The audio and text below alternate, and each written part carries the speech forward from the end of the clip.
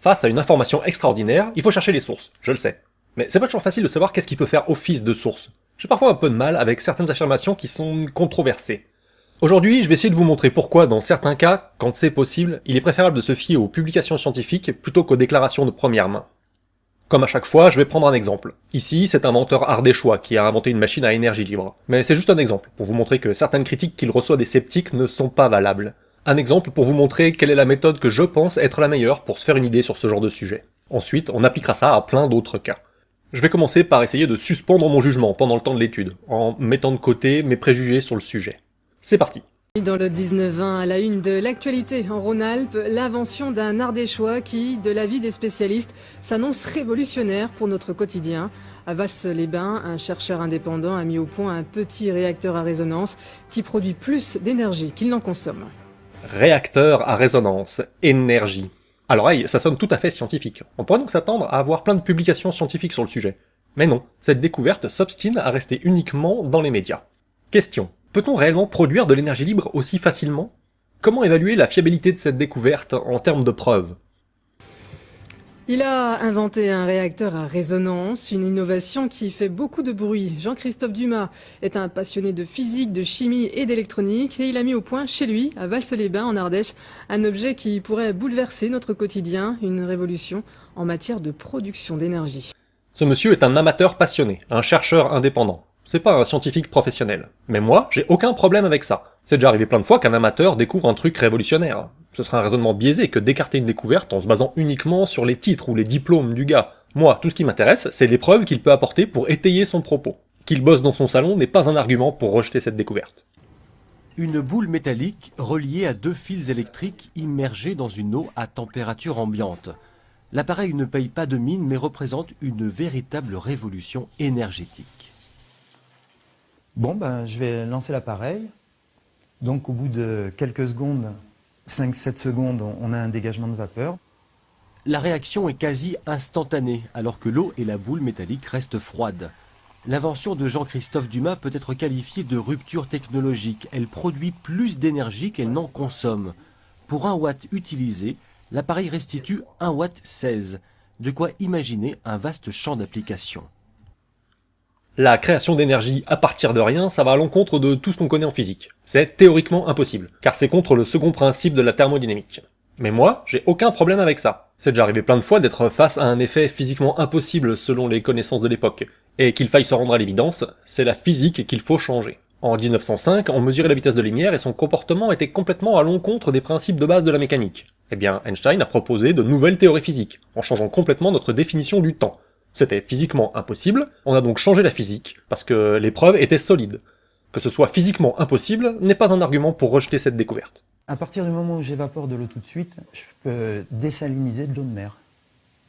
Donc, je peux créer des systèmes de chauffage, puisque je fais bouillir de l'eau instantanément, la stérilisation médicale, l'agriculture, l'extraction, enfin les applications, il y en a autant que de gens qui font bouillir de l'eau.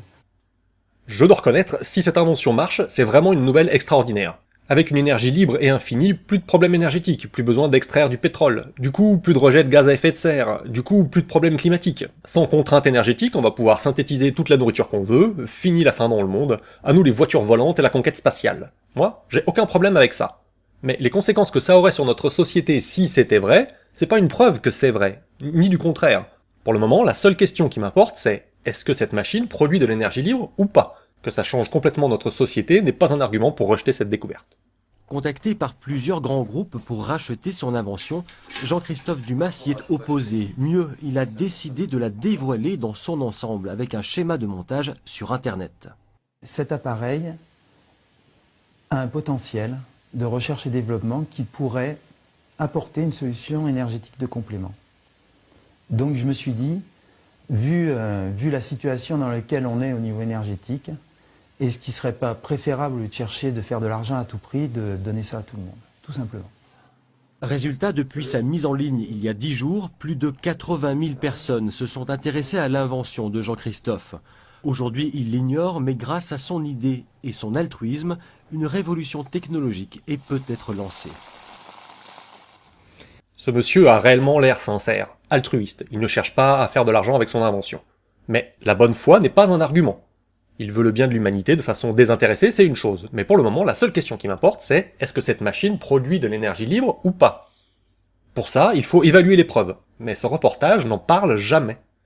J'ai largement creusé le sujet depuis l'annonce médiatique de cette invention il y a 2 ans. Malheureusement, tout ce que j'ai trouvé, c'est son témoignage à lui. Il a essayé chez lui, et ça marche. Personne d'autre n'a réussi malgré tous les plans de montage diffusés gratuitement sur Internet. Et surtout, il n'y a eu aucune publication scientifique. À mon avis, ça, c'est un argument pour rejeter la découverte. Voici les différentes échelles des niveaux de preuve que moi j'utilise. Je n'ai rien inventé, hein. Ce sont ceux qui sont utilisés dans tous les domaines de la science. Tout en bas, il y a mes opinions, mes avis personnels, que je défends comme ça, sans vraiment avoir de preuves. C'est « je le sais, je l'ai lu quelque part sur Internet ». Ensuite, il y a les témoignages. C'est quand je rapporte que je connais quelqu'un qui pourra certifier que... C'est par exemple le reportage qu'on vient de voir. Ensuite, il y a les anecdotes personnelles. C'est quand je peux certifier moi-même que j'ai vécu ça pour de vrai. Pour beaucoup de gens, c'est le plus haut niveau de preuve possible. C'est la devise de saint Thomas, qui voulait croire que ce qu'il voit. C'est « l'arnica, en tout cas, ça marche pour moi ». Ou bien « je vous jure, je l'ai vu devant moi comme je vous vois ». La démarche scientifique, c'est justement celle qui se propose de ne pas tenir compte de ce genre de preuves. Après tout, ce qui est vrai pour moi ne l'est peut-être pas pour vous. Nous, il nous faut retenir que les preuves qui sont vraies pour tout le monde. Ça a l'air dur dit comme ça. C'est même un peu vexant de s'entendre dire que son témoignage personnel, c'est juste un témoignage. Mais c'est cette exigence qui permet ensuite d'argumenter sur des bases solides. Au-dessus, il y a les études scientifiques. Elles rassemblent des statistiques sur de grands échantillons. Il faut faire des groupes randomisés pour contrôler les variables, et si possible en double aveugle, et si possible contre placebo. Et il faut rendre les résultats publics pour que n'importe quel autre chercheur puisse essayer de répliquer vos travaux de son côté. Parce que, en science, une seule étude, ce sera jugé comme une preuve très faible. La véritable preuve vraiment convaincante, c'est lorsque plusieurs chercheurs indépendants ont trouvé les mêmes résultats séparément, sans se concerter, si ce n'est à travers leurs publications. Et enfin, si la majorité de ceux qui ont essayé et publié ont trouvé la même chose, on est face à un consensus scientifique. Lorsqu'on a assez de réplications d'une expérience, on peut faire des méta-analyses, c'est-à-dire des analyses statistiques sur les études elles-mêmes. On ne peut pas attendre du découvreur amateur qu'il publie lui-même, bien sûr. C'est pas facile d'écrire un papier correctement. Mais ça fait 2 ans que les plans sont disponibles, et plein de gens qualifiés ont essayé. Nous autres, qui ne sommes pas scientifiques, on a souvent une idée très vague du fonctionnement interne de la science. Avant la mise en place du système des publications scientifiques, chaque chercheur redécouvrait sans cesse quelque chose qu'un prédécesseur avait déjà découvert avant lui. Ben oui, comment aurait-il été au courant? Chacun écrivait son manuscrit, et il y avait qu'un seul exemplaire. Les très bons étaient copiés par des copistes, mais c'était une activité réservée aux hommes d'église. C'est pour ça qu'on a surtout plein de copies des textes sacrés, et des exemplaires de Aristote, parce qu'il avait une vision du monde qui était jugée correcte par l'église. Quand on pouvait se déplacer, et qu'on avait de la chance, on pouvait consulter un de ses manuscrits. C'est par ces ouvrages que les savants pouvaient construire l'édifice de la connaissance en s'appuyant sur le savoir acquis.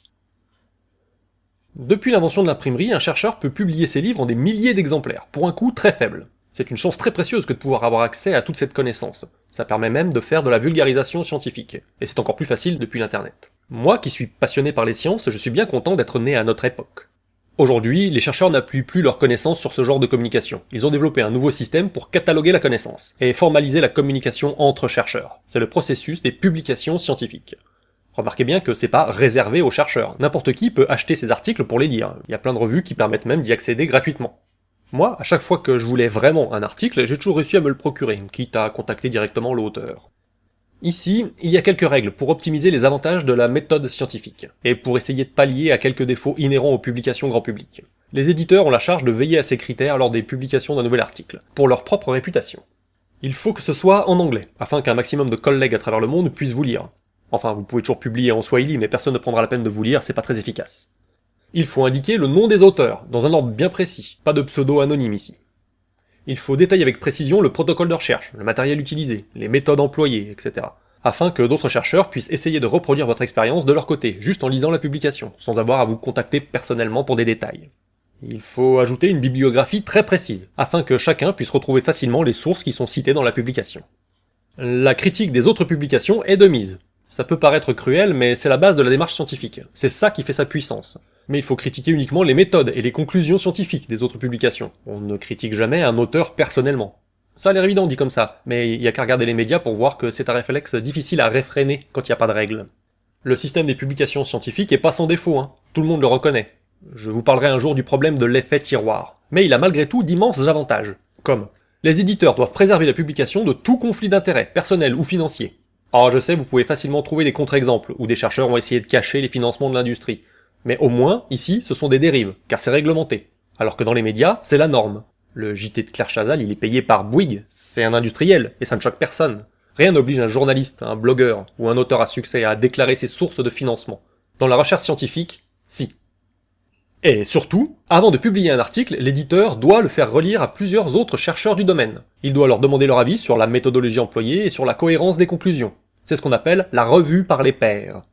Les relecteurs ne doivent pas juger de est-ce que ça va dans le sens de nos connaissances actuelles ou pas. Et l'éditeur ne peut pas écarter un manuscrit au prétexte que les conclusions n'iraient pas dans le sens qu'il aimerait. Ça, c'est un point qui est très mal compris par le grand public. Si un chercheur indépendant clame qu'il peut montrer un truc qui va à l'encontre du courant dominant, ça ne l'empêchera pas de publier. Il faut qu'il en fasse profiter tout le monde. Il n'y a pas de conseil des vieux sages qui fera en sorte de censurer les découvertes qui ne vont pas dans le sens d'un, disons, dogme scientifique. Pas du tout. C'est même plutôt le contraire. Tout le monde a plutôt à y gagner de publier justement les sujets controversés. Même l'éditeur. C'est classe d'être le premier à découvrir un truc. Ça fait plus de citations. Et c'est malheureusement un des critères d'évaluation pour les carrières des chercheurs. Voilà 2 ans maintenant que les plans du générateur à effet Dumas sont accessibles. Les médias font du buzz, mais personne n'a réussi à reproduire le résultat. Et aucune application industrielle n'a pu être proposée. Vu que le dispositif coûte quasiment rien à fabriquer, si ça marchait, on se les arracherait. Du coup, jusqu'à l'apparition de nouvelles preuves, je vais me refaire une opinion. L'effet Dumas, ça marche pas. Je le reprécise encore une fois, je ne veux pas dire que la science a toujours raison sur tous les domaines. Bien au contraire, il y a plein de publications qui ont dû être retirées après coup, parce que en fait, elles ne suivaient pas les règles. L'étude de Andrew Wakefield sur les liens entre les vaccins et l'autisme, par exemple. Retirée, à cause de malhonnêteté des résultats et conflits d'intérêts.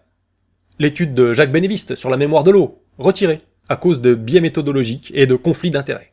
L'étude de Gilles-Éric Serralini sur les dangers des OGM, retirée, à cause de biais méthodologiques et de conclusions hâtives.